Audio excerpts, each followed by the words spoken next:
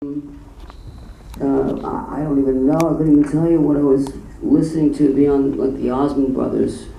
And then I guess the puberty hit. I couldn't even tell you what age, 11, 12, 13. But definitely by 13. Songs like All Right Now by The Free. The guitar, if you listen on the rhythm guitar there, it's, some of the chords are just slightly out of tune. Now I didn't know all this technically, but it physically hit me, it affected me. I wanted to make those sounds, I didn't know why. I just, oh, I like that, I want to do that. And then songs like Bang a Gong by T-Rex. Those are the two that come to mind that I heard on the radio that really sort of pulled me in. And no hesitating about asking and saying, I want to do that. To my own self, certainly no, but yeah. Kevin, how did you come to get involved in all this? Where does this all start from? Where do you and Joan start off? And what was the movie that you then kind of set out to try to? What was the story you set out to tell? Well, Joan and I first met on a video that I made for her called Any Weather several years ago. But I've obviously been a fan of hers for a long time.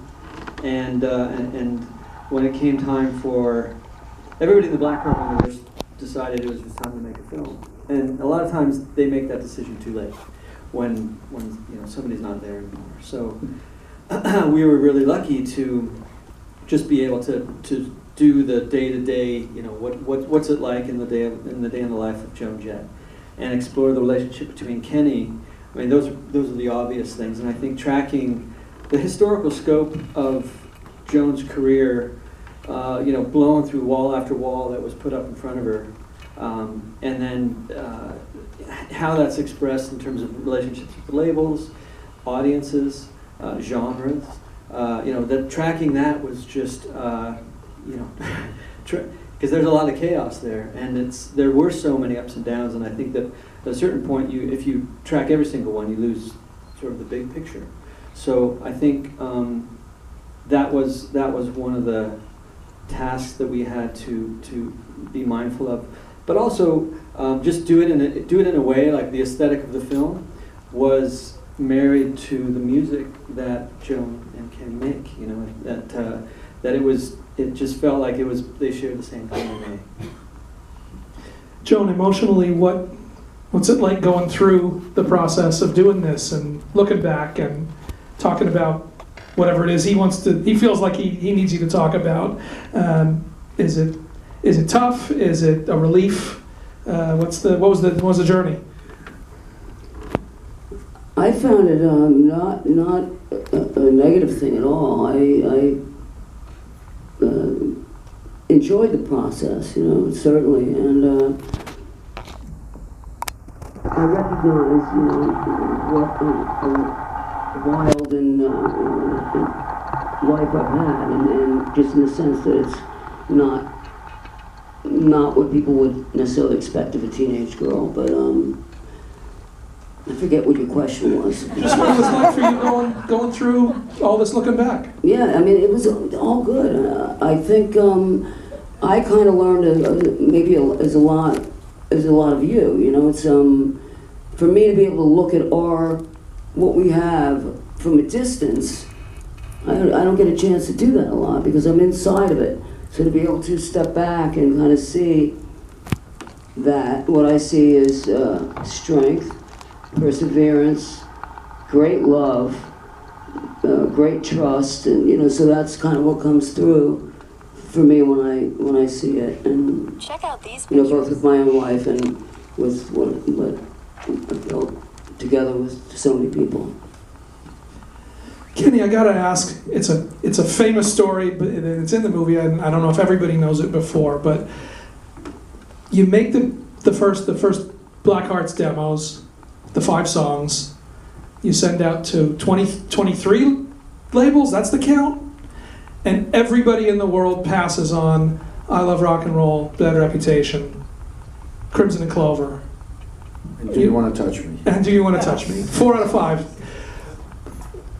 That sounds so insane when you look back at that. what were they listening? Do you think they were listening and not hearing, or do you think they were capable of listening? We didn't just send these songs out. We had some of the most powerful people helping us.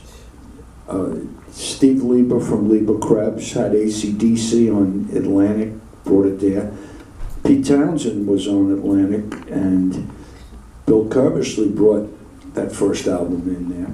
And at all high levels of Atlantic, they took turns turning us down. So it wasn't just, and plus, I had a few hits before, and I thought maybe I would get enough respect that somebody would at least take a shot. We were offering people deals for no money. We said, don't give us any money, just put the record out. We already recorded it. So it was a trip. But do you think were they listening and didn't get it, or could they not even bring themselves to really give it a real shot? Well, maybe they don't listen. I must say, it's hard to hear a hit from a well-crafted song. So we'll forgive them that. I think they didn't like Joan's image. There were a lot of people who thought punks and skinheads were the same thing. There were a lot of people who thought a girl shouldn't take the Bruce Springsteen role in a band.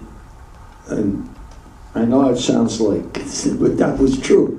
People would say it to me, that let her lose the guitar. Why is she hiding behind the guitar? Things like that. It's all there. The story's there, but it's tough to make sense out of it now. I guess last thing I'll ask, and then we'll go to you guys, and just sort of for Kevin and for Joan both, from each of your viewpoints. And there's so many people here who talk about the influence, the impact, the inspiration that they took from your work. It's like a throwaway line. It's off screen. I think it's from Kathleen Hanna, who's like, just the way Joan stood there was important, which is a great line. Just the way that she carried herself was important. For Joan, when did you sort of become aware that beyond having some hits, people were finding that kind of power in what it was you were doing? And Kevin, talk about talking to people about that and what you were doing. Well, I think here and there throughout my life and career, I would run into people that you would, you'd see that you had that sort of impact on them, but sort of in a general sense of making any sort of effect on the world beyond my fans, I didn't really see it. And I'd say really showed the sense things after doing the Nirvana thing.